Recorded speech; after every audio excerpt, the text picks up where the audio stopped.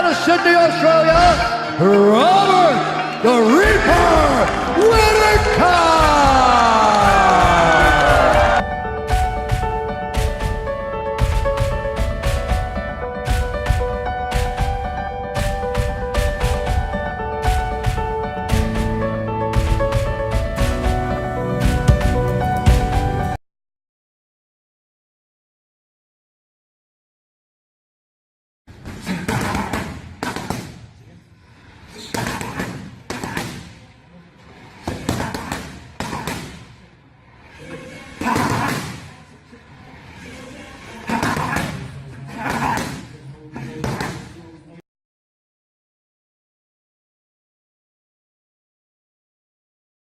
Yes, it's about that time. This is Greg Farley from The Wise Guys, and I'm here with a fighter breakdown of Robert the Reaper Whittaker.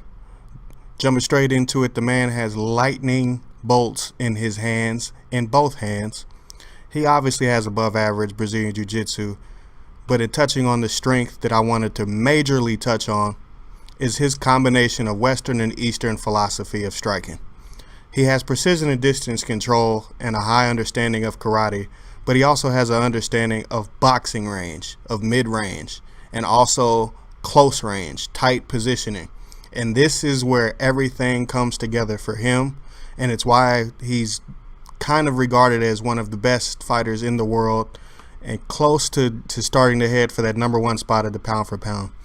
He's vicious left hooks, which we'll touch on later with the actual breakdown. But in getting straight to it, the man hits you so quickly and so accurately on the button that it many times puts people away, as he did on the Tough Smashes, is what the season was called, where they had seasons pitted up against each other. They had countries pitted up against each other, Australia, and I can't remember the other country. He basically just flatlined a whole lot of people on that show. He pulverized Uriah Hall with speed, power, precision, and timing. The last time somebody had this combination of those four, they went on a 7-year run. We're talking about Anderson Silva, obviously.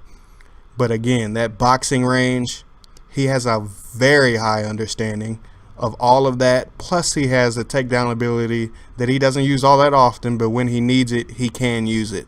When a mixed martial artist has all these in his repertoire, it makes him a very dangerous individual. Sometimes he has a finishing element to his game that quite frankly isn't seen all that often. His left hand and his right hand, and as you see here, his left hand is so lightning and cut off at angles that many times his opponents don't see it.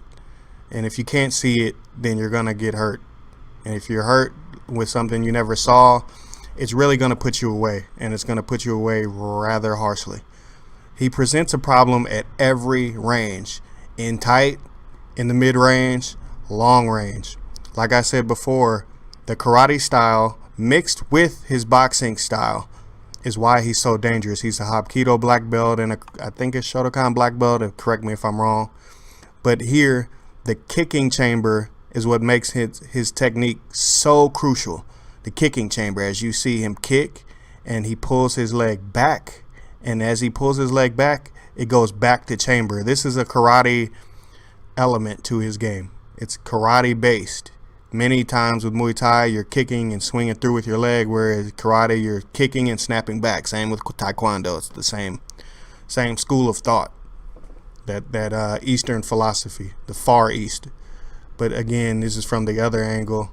Yes, it is his kind of shin landing on the guy, but it's a karate kick the way he snapped it back and pulled his foot back down to the ground. But 4 different ranges, as I've just described: the long kicking range, the long punching range, mid-range, close range.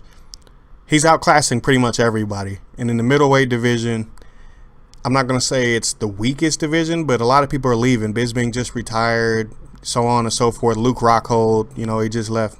He's leaving people where they don't know what to do. Like, should I stay out here? Should I try to close the distance?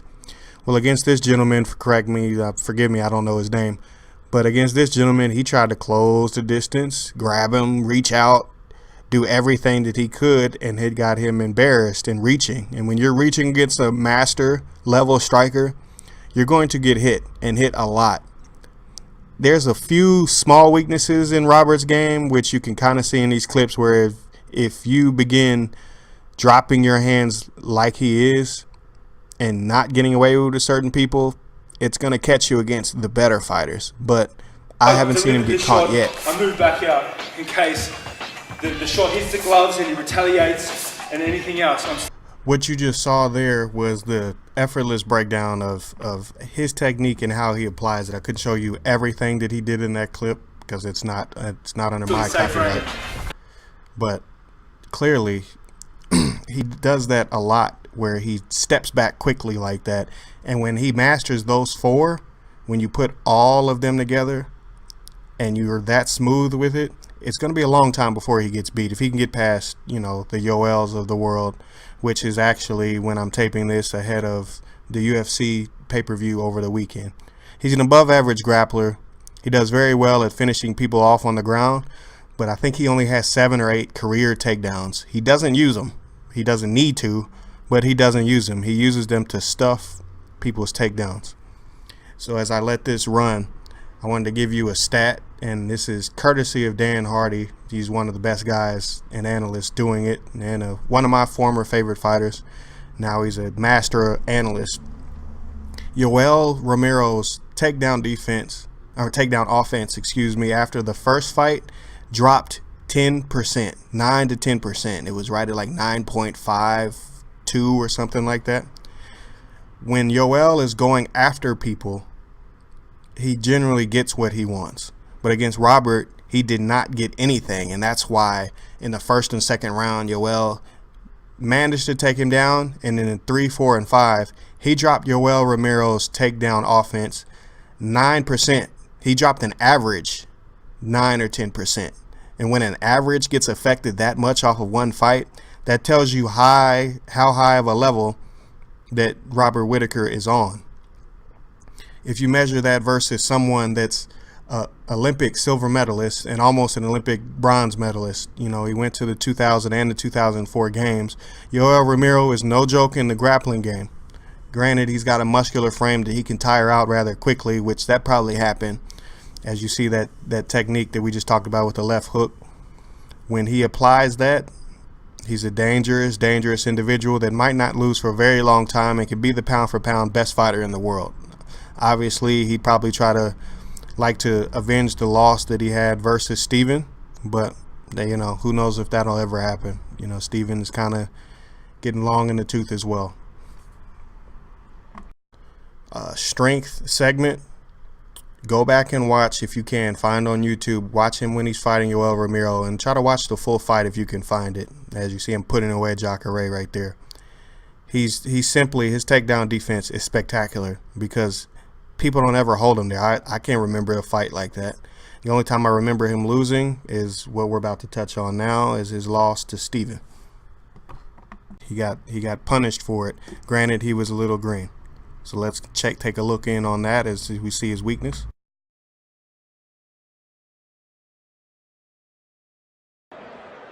That side stance of Stephen Thompson early. And that front leg technique quite often. And is also very, very good at switching. Good combination so far. Style. Well, he's really fighting karate style with his hands down. Yep. Side stance as well. Stud. He's got him thinking. Front leg axe. Knockout of Dan Stitching. But what we're seeing from Thompson is what we've seen from him in his kickboxing career. It's just, it took a while for him to get comfortable enough with his takedown defense. His striking is that compete in MMA. Look now at Whittaker trying to chase him down. But look at that beautiful head movement. It's just a slip and a rip. Which makes you think twice about moving forward. He's in with shots of his own, and he's putting Whittaker in a... And he's mixing his techniques up more here. Whittaker's in big trouble. Yep. And again he connects. He's hurt bad. Again, looking to finish a fight. Mario Yamasaki all over. That's it. It is all over. Big win. Just Robert Whittaker. Wow. And that is the Stephen Thompson that we saw in his kickbox. And this is what has always made Stephen Thompson so special. His ability to move in and out, his ability to and he swarms on him. And here Whittaker's grabbing a hold of that leg, but Thompson is just all over.